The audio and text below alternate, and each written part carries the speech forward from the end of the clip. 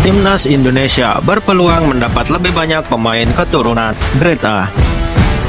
Pasalnya, peluang skuad Garuda menuju ke Piala Dunia semakin terbuka lebar di ronde keempat. Tommy ST Jago bisa menjadi solusi cepat untuk regenerasi Jordi Amat yang sudah uzur.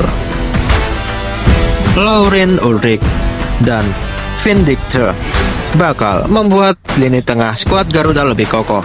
Sementara Pascal Struijk akan membuat skuad Garuda menjadi tim termahal keempat di Asia. Bagaimanakah calon naturalisasi baru skuad Garuda di ronde keempat? Tommy ST Jago.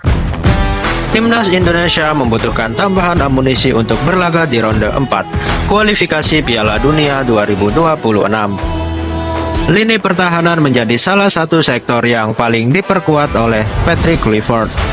Skuad Garuda sebentar lagi akan ditinggal oleh Jordi Amat yang sudah uzur. Kluivert bahkan mencoret bek veteran ini dari daftar susunan pemain melawan Cina.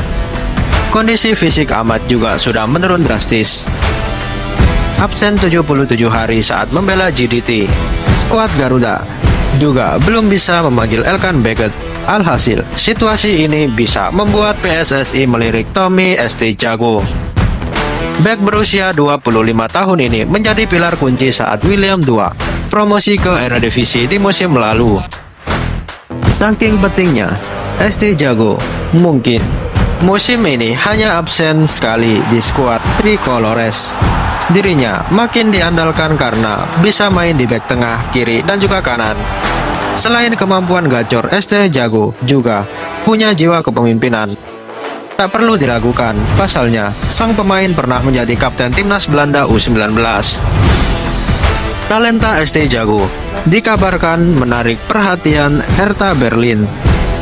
Alhasil, karir sang bek yang semakin cemerlang harus segera didekati PSSI. Pasalnya, ST Jago juga diminati timnas Curaçao yang membutuhkan sosok center back. Lauren Ulrich. Bukan hanya area pertahanan, lini tengah skuad Garuda juga butuh tambahan amunisi baru. Pasukan merah putih harus mencari pemain yang bisa meringankan beban Tom Hae. Ivar Jenner dianggap masih belum cocok menjadi kreator serangan seperti El Profesor.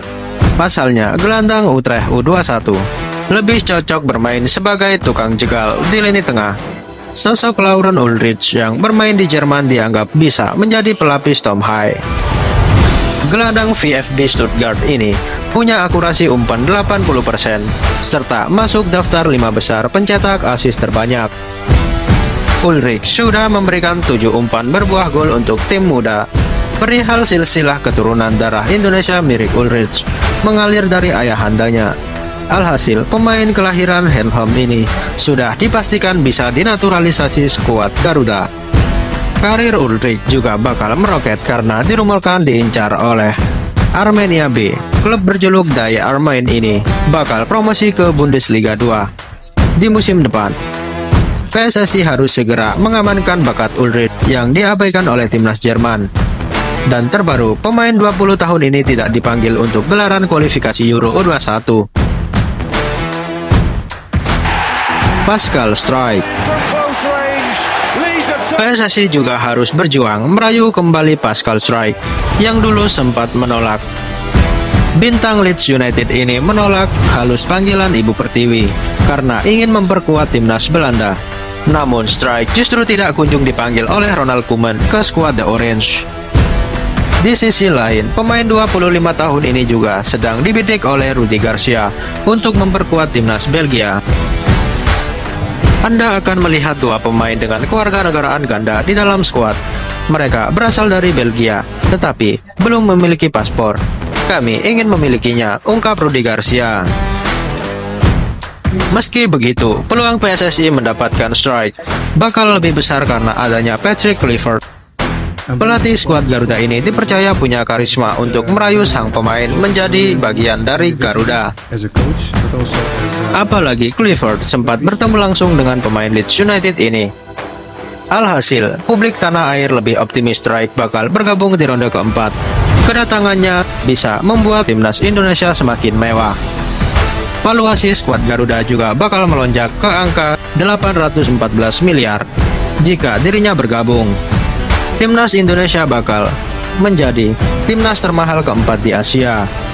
Skuad Garuda bisa menyalip harga skuad Uni Emirates Arab dan juga Australia. Pasukan Merah Putih juga bakal mendekati valuasi Uzbekistan yang diperkuat Abdul Qadir Kosanov.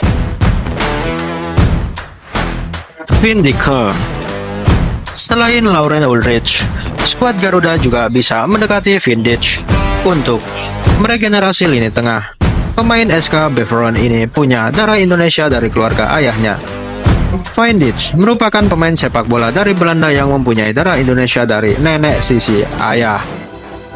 Ibu dari sisi ayahnya merupakan kelahiran Jakarta. Tulis akun Football Indonesia dalam Instagram. Karir Dix di Eropa juga terbilang mentereng karena sudah menjajal 3 kompetisi berbeda. Gelandang 20 tahun ini pernah bermain untuk ADO Den Haag di Belanda dan Estoril Praia di Portugal. Saat ini Dix dipinjamkan ke SK Beveren yang mentas di Divisi 2 Liga Belgia. Pemain berdarah Jakarta ini tampil sebanyak 10 kali menorehkan 2 assist.